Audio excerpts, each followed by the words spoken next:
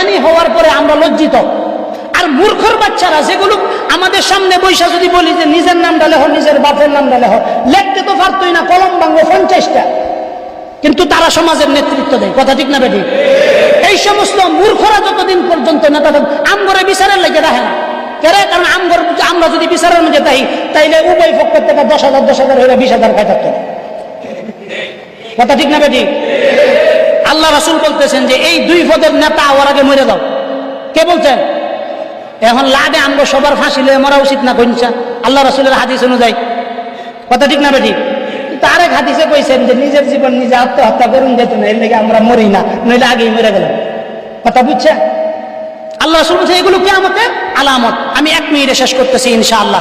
তারপরে ওয়া শুরুবাতিল খুমুর, আল্লাহ রাসূল বলেন যে মদ পান বেড়ে যাবে। কি বেড়ে যাবে বলেন? মদ পান বেড়ে যাবে। তারপরে ওয়া আকরিমুর রাজুলু মাখাফাতা শারবুহু, নেতাদেরকে মানুষ সম্মান করবে এটা শুধুমাত্র তার ভয়ে করবে। কথা ঠিক না বেঠিক? আল্লাহ মাফ করুক কাম করে, আল্লাহ মাফ করুক কাম করে। সম্মানের সহিত যদি কেউ সালাম পায় এটা একমাত্র মসজিদের ইমামরা পায়। কথা ঠিক না বেঠিক? এছাড়া বাদ বাকি যারাই সালাম পায় এরা কি জন্য সালাম পায় আল্লাহ রাসূল কয়ে গেছে। আল্লাহ রাসূল এটা বইলে একদম আগেই আল্লাহ রাসূল ক্লিয়ার করে দিয়েছেন যে তাদেরকে মানুষ সালাম দিবে, কিন্তু সালাম দেওয়ার পরে ওই ব্যক্তি যখন সামনে দিয়ে চলে যাবে তখন এই সালাম ফুট করে গালি দেয়। কথা ঠিক না বেঠিক? হ্যাঁ, গালি দেয় না? কি দেয় না? আমার সামনেই তো কয়জন এটা হুজুর এটা সালাম না দেয় পরে আবার কাঁচা ছেলে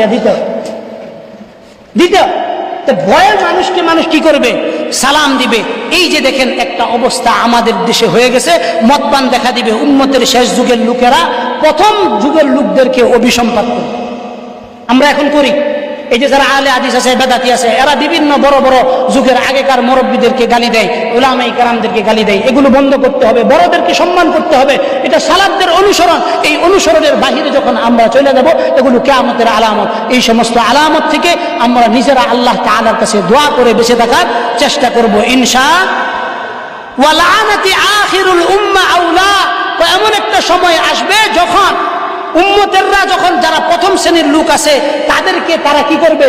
অভিসম্পাত করবে। তারপরে ফালইয়ারতাকিবু ইনদা যালিক রিহান হামরা, খুব ভালো করে খেয়াল করেন, তখন তোমরা অপেক্ষা করবে যখন অগ্নিবায়ু, ভূমিকম্প, চেহারা বিকৃতি এগুলো জমিনের মধ্যে বিস্তার লাভ করবে। এগুলো কি করবে? বিস্তার লাভ করবে। যা বললাম এই সব কিছু, এই আলামতগুলো আমাদের দুনিয়াতে সবগুলো আলামত প্রকাশ পেয়েছে। আল্লাহ তাআলা যেন এই আলামতগুলো থেকে আমাদেরকে হেফাজত করেন।